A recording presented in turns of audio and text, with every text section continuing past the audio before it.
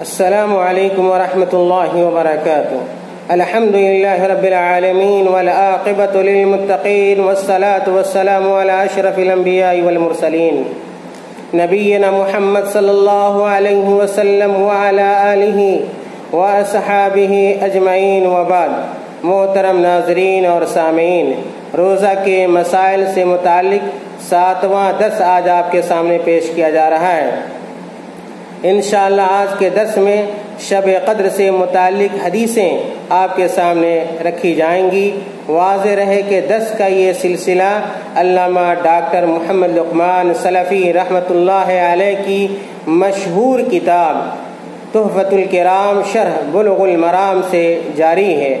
آئیے شب قدر سے متعلق حدیثیں سنتے ہیں۔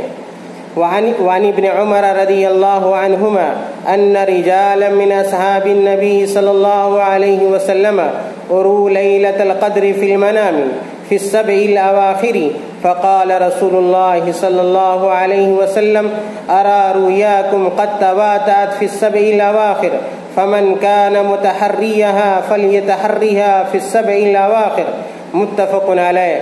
اس حدیث کا ترجمہ ابن عمر رضی اللہ عنہما کی روایت ہے کہ صحابہ کرام میں سے کچھ لوگوں کو شب قدر خام میں یعنی رمضان کے آخری ہفتے میں دکھائی گئی تو رسول اللہ صلی اللہ علیہ وسلم نے فرمایا، میں دیکھ رہا ہوں کہ تمہارے خواب آخری ہفتہ پر متفق ہیں، لہذا جو شخص شب قدر تلاش کرنے والا ہو وہ اسے یعنی رمضان کے آخری 7 دنوں میں تلاش کرے۔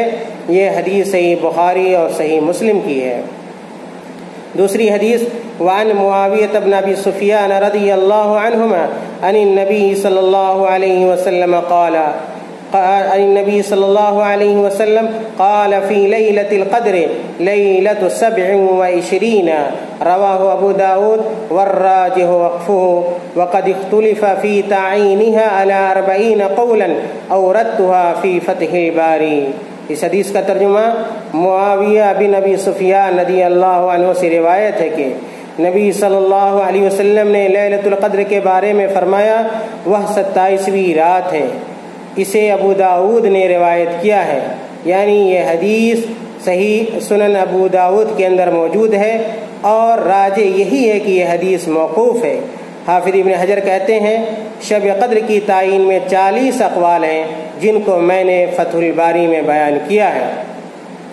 سابقہ دونوں حدیثوں سے متعلق علامہ موصوف رحمۃ اللہ علیہ نے جو احکام و فوائد بیان کیے ہیں وہ سلسلہ وار آپ کے سامنے پیش کیے جا رہے ہیں۔ سب سے پہلا فائدہ یہ ہے کہ ماہ رمضان کے آخری 7 دنوں میں شب قدر ہونے کی زیادہ امید ہے۔ دوسرا فائدہ رمضان کے آخری 10 دنوں کی راتوں میں شب قدر کو تلاش کرنا چاہیے۔ تیسرا فائدہ کسی خاص حکمت کے تحت شب قدر کی تعین نہیں کی گئی جس کا علم صرف اللہ کو ہے۔ چوتھا فائدہ اثباتی امور میں خواب پر اعتماد کرنا جائز ہے بشرطے کہ اس سے قواعد شریعت کی مخالفت لازم نہ آئے۔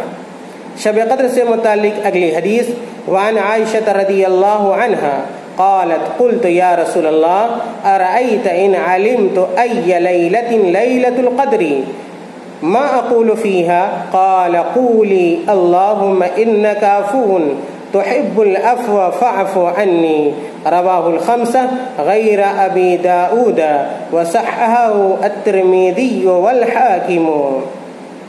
اس حدیث کا ترجمہ عائشہ رضی اللہ عنہا بیان کرتی ہیں کہ میں نے عرض کیا، اے اللہ کے رسول، اگر میں یہ جان لوں کہ کون سی رات شب قدر ہے تو میں اس میں کیا کہوں؟ تو آپ نے فرمایا یوں دعا کرو اللہم انک عفون آخری دعا تک، یعنی دعا کا ترجمہ یعنی اے اللہ تو ہی معاف کرنے والا ہے اور معاف کرنے کو پسند کرتا ہے، مجھ سے درگزر فرما۔ اس حدیث کو امام احمد رحمۃ اللہ علیہ نے اپنی مسند میں، امام نسائی رحمۃ اللہ علیہ نے اپنی سنن میں، امام ترمذی رحمۃ اللہ علیہ نے اپنی جامع میں اور امام ابن ماجہ رحمۃ اللہ علیہ نے بھی اپنی سنن میں روایت کیا ہے، اور امام ترمذی رحمۃ اللہ علیہ اور امام حاکم رحمۃ اللہ علیہ نے اس حدیث کو صحیح قرار دیا ہے۔ اس حدیث سے متعلق علامہ موصوف رحمۃ اللہ علیہ نے جو احکام و فوائد بیان کیے ہیں وہ یہ ہیں کہ شب قدر کا جویا اور حریص ہونا مستحب ہے، یعنی آدمی کو شب قدر تلاش کرنی چاہیے اور اس کے پانے کا شوق رکھنا چاہیے۔ دوسرا فائدہ، اس حدیث سے مذکورہ دعا کو شب قدر میں ورد کرنا مستحب ہے، یعنی شب قدر میں اس دعا کو، جو دعا حدیث میں بیان ہوئی ہے، اس دعا کو پڑھنا چاہیے۔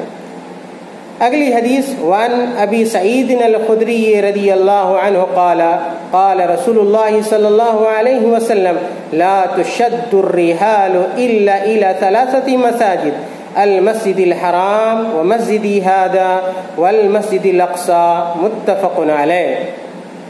اس حدیث کا ترجمہ، ابو سعید خدری رضی اللہ عنہ کی روایت ہے کہ رسول اللہ صلی اللہ علیہ وسلم نے فرمایا، 3 مسجدوں کے علاوہ کسی اور مسجد کے لیے کجاوے نہ کسے جائیں، یعنی سفر نہ کیا جائے، یعنی مسجد حرام، میری یہ مسجد اور مسجد اقصیٰ۔ یہ حدیث صحیح بخاری اور صحیح مسلم کے اندر بھی موجود ہے۔ اس حدیث سے متعلق جو احکام و فوائد علامہ موصوف رحمۃ اللہ علیہ نے بیان کیے ہیں وہ اس طرح ہیں۔ سب سے پہلا فائدہ، حصول برکت و فضیلت یا زیادتی ثواب کی غرض سے حدیث میں مذکور تینوں مسجدوں یعنی مسجد حرام، مسجد نبوی، مسجد اقصیٰ کے علاوہ کسی اور جگہ یا مسجد کے لیے سفر کرنا حرام ہے۔ مثلا تقرب کی غرض سے زندہ یا مردہ بزرگوں کی زیارت وغیرہ کو جانا حرام ہے۔ دوسرا فائدہ، نبی کریم صلی اللہ علیہ وسلم کی قبر کی زیارت کے لیے رخت سفر باندھنا جائز نہیں، البتہ مسجد نبوی کی زیارت کے لیے جو سفر ہو اس میں قبر شریف کی زیارت میں کوئی اختلاف نہیں، لیکن قبر نبوی کی زیارت کے لیے مستقل سفر موضع خلاف ہے جو جائز نہیں ہے۔ تیسرا فائدہ، اس حدیث سے ان مساجد کی فضیلت ثابت ہوتی ہے اور یہ کہ سب سے افضل مسجد حرام ہے، پھر مسجد نبوی، پھر مسجد اقصیٰ۔ چوتھا فائدہ، بعض دیگر روایتوں میں ان مساجد میں نماز کے اجر و ثواب کے 2 چند ہونے کی جو بات آئی ہے وہ صرف فرض نمازوں کے ساتھ خاص ہے، نفل نمازیں اس میں داخل نہیں ہیں، جیسا کہ امام طحاوی اور ان کے علاوہ دیگر علماء کی رائے ہے۔ محترم ناظرین، یہ حدیثیں جو آپ کے سامنے رکھی گئیں ان کا تعلق شب قدر سے تھا، اور ان حدیثوں سے متعلق جو احکام و مسائل تھے وہ علامہ موصوف رحمۃ اللہ علیہ کی مشہور کتاب تحفۃ الکرام شرح بلوغ المرام سے پیش کیے گئے ہیں۔ آئیے دعا کرتے ہیں کہ اللہ رب العالمین ہمیں اور آپ کو اس ماہ مبارک میں زیادہ سے زیادہ نیک اعمال کی توفیق عطا فرمائے۔ اللہ تعالی ہمارے روزوں کو اور ہماری تراویح کی نمازوں کو اور ہمارے اعتکاف کرنے کو، قرآن کی تلاوت کرنے کو، اور اسی طرح شب قدر میں زیادہ سے زیادہ اللہ رب العالمین کی بندگی کرنے کی توفیق عطا فرمائے، اور جو کچھ ہم اور آپ عمل کرتے ہیں اللہ رب العالمین ان اعمال کو شرف قبولیت عطا فرما دے، آمین۔ وآخر دعوانا ان الحمد للہ رب العالمین، والسلام علیکم ورحمۃ اللہ۔